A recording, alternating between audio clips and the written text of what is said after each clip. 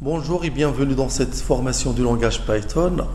On poursuit toujours notre projet Address Book. Aujourd'hui, on va traiter le champ photo de profil. Alors, lorsque l'utilisateur fournit une photo de profil, on va la lui afficher ici en bas quand on sélectionne l'utilisateur.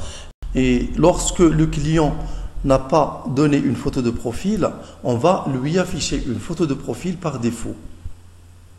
Et nous allons donc mettre une photo de profil par défaut sur le dossier image, voici profil.png, et on va essayer d'afficher cette photo de profil lorsque le client n'a pas fourni sa photo de profil.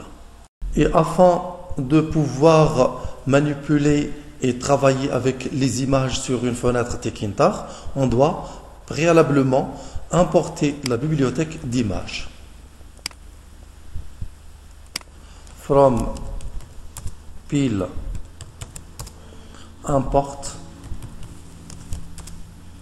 image virgule image tk. Et afin de pouvoir travailler avec cette bibliothèque, il faut l'installer au préalable. Et si on essaye d'exécuter le code comme ça sans installer la bibliothèque Pillow, ça va nous renvoyer un message d'erreur.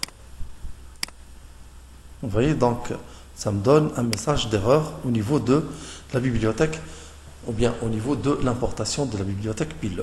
Donc je dois préalablement installer la bibliothèque Pillow d'images à l'aide de l'utilitaire pip install Pillow.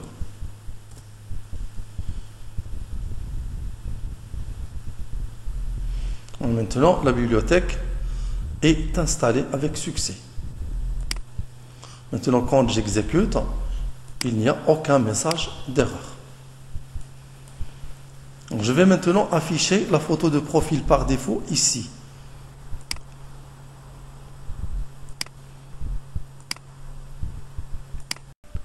Alors, je commence par charger la photo de profil en utilisant la classe image de la bibliothèque Pillow, image.open. J'utilise la méthode open et je pointe vers l'image qui se trouve sur le dossier image / il est nommé profil.png.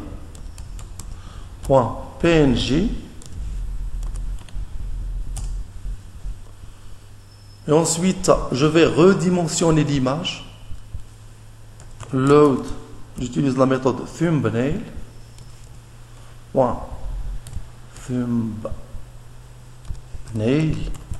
Thumbnail. Entre parenthèses, je mets les dimensions, par exemple 130,130 pixels.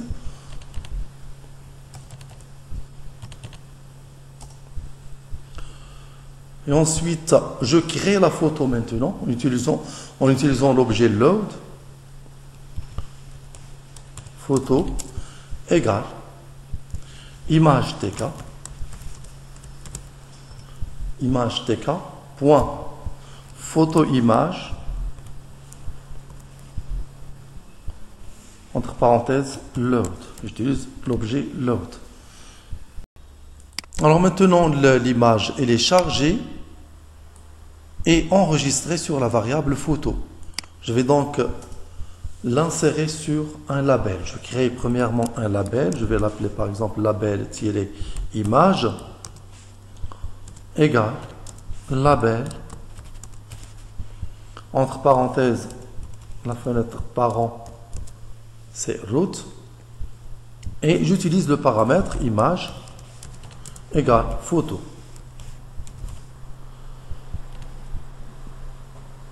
Et je place maintenant le label. Label-image point place. Je vais le placer à la position x égale 10, virgule, y égale 350. Donc, je peux tester maintenant.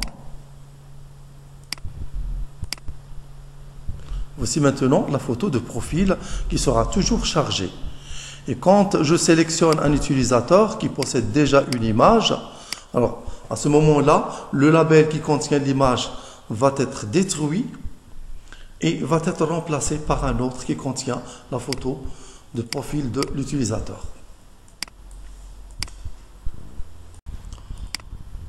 Maintenant, je traite le champ photo de profil. Je donne à l'utilisateur la possibilité de rechercher sa photo de profil via le bouton Browse.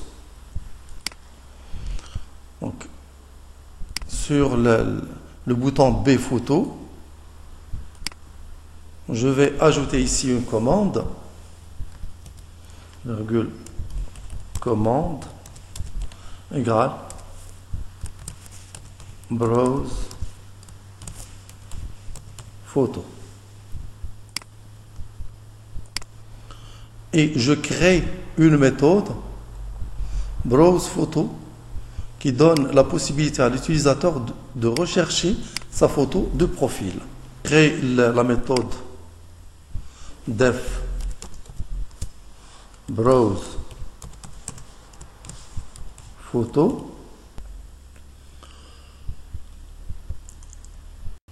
Alors, premièrement, je vide le champ entre les photos, s'il contient déjà un chemin pour une photo de profil. Entre les photos, point delete, du début jusqu'à la fin. Et ensuite, j'ouvre la boîte de dialogue Ask Open File Name pour pouvoir rechercher la photo de profil via l'explorateur Windows. Donc je vais l'appeler, bien la variable, je vais l'appeler File Name égale File Dialogue point Ask Open File Name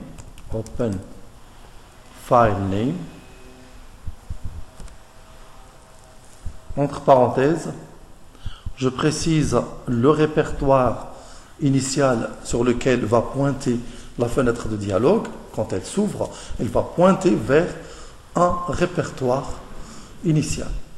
Alors, j'utilise le paramètre initial dir,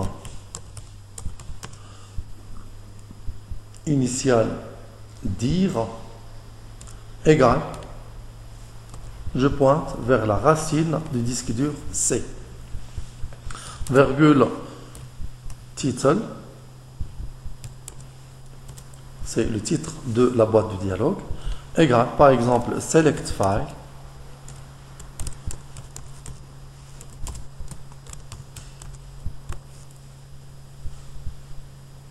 je ferme les parenthèses et je vais insérer le fichier sélectionné sur le champ de saisie entrée photo. Entrée photo. Point. Insert. À la fin. And. Virgule.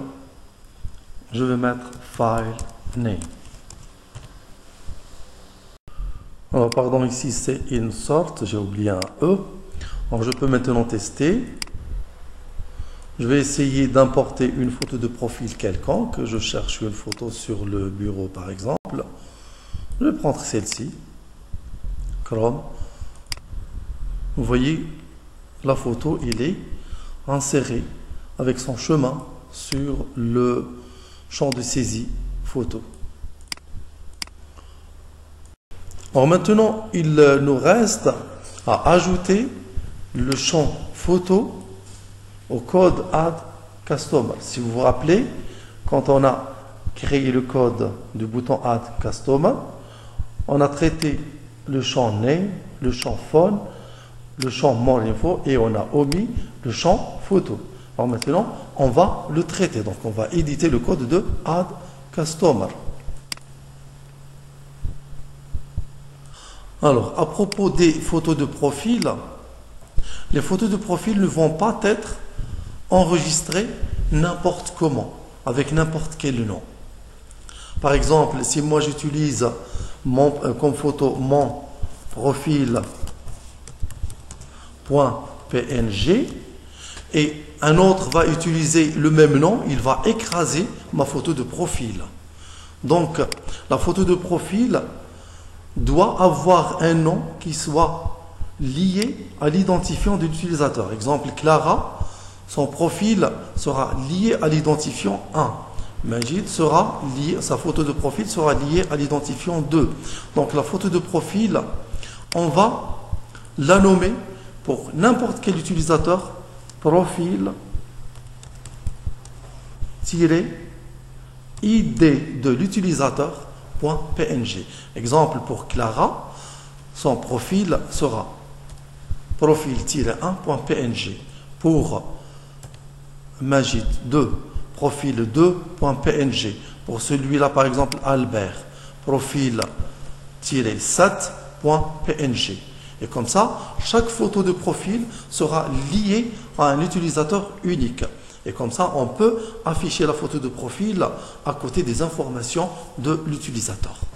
On va donc éditer la méthode add customer.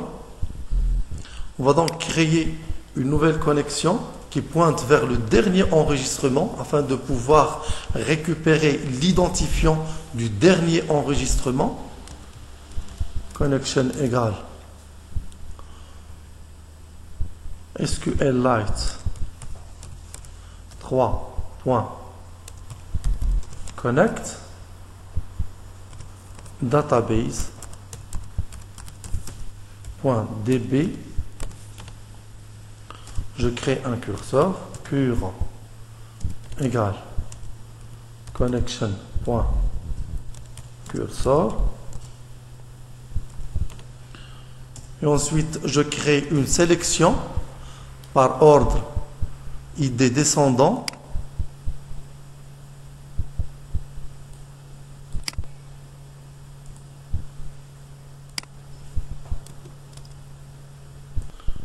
Et je récupère ensuite l'identifiant du dernier enregistrement, select de 0. Ça va me donner la liste du dernier enregistrement. Pourquoi? Parce que on a utilisé la sélection order by ID descendant. Donc le premier qui est 0, ça correspond au dernier, puisqu'on a fait une sélection inversée. Ça me donne la liste qui contient l'identifiant, ensuite le nom, le téléphone et more information. Donc, si je pointe vers le premier d'index 0, j'obtiens l'identifiant. Ensuite, je récupère le champ de saisie entre les photos. File name égale entry photo point get. Et afin d'utiliser une seule extension, je vais utiliser l'extension .jpg pour les images, je dois retransformer toutes les images, que ce soit PNG ou bien GIF ou bien de n'importe quel format, je vais la transformer au format JPG. Alors, j'utilise la classe image, im égale image, point open, et j'ouvre le fichier file name. Et ensuite, j'utilise la méthode convert de l'objet que je viens de créer, im, rgb-im, je vais l'appeler rgb-im égale im.convert.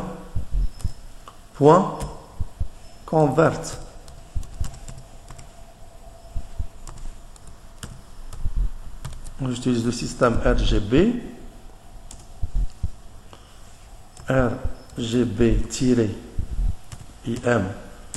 point save, je l'enregistre, save, sur le dossier image slash profile.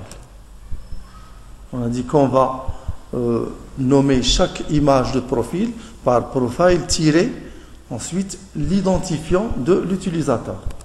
L'identifiant c'est plus ID, mais ça va causer une erreur ici parce que ça c'est une chaîne de caractères.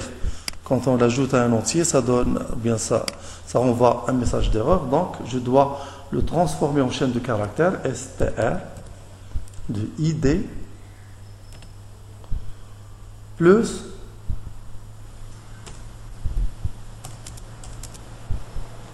un point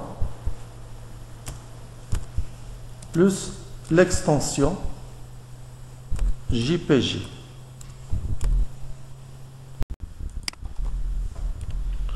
Et je ferme ensuite la connexion.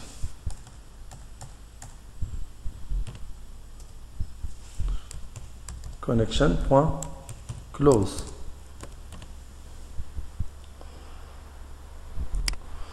Alors, je peux tester maintenant.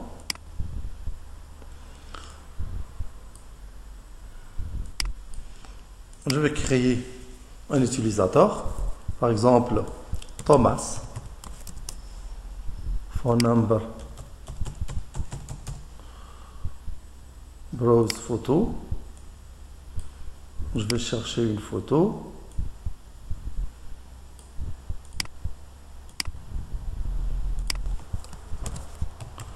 Thomas est un directeur de marketing. Donc je clique sur Add Customer. Voici Thomas qui vient d'être ajouté. Son identifiant c'est 130. Normalement l'image de profil ça sera nommé profil-130.jpg. Je vais voir donc le dossier image. Voici profil-130.jpg. Alors vous voyez quand on sélectionne un utilisateur ou bien un client, rien ne se produit. Et en réalité, on souhaite que lorsqu'on sélectionne un utilisateur, on verra apparaître ici sa photo de profil, son identifiant, les informations supplémentaires, etc. Et c'est ce que nous allons voir dans la prochaine vidéo.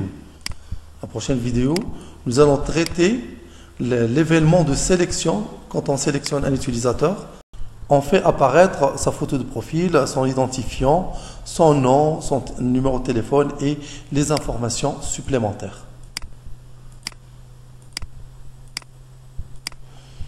Alors maintenant, je vous laisse à la prochaine vidéo.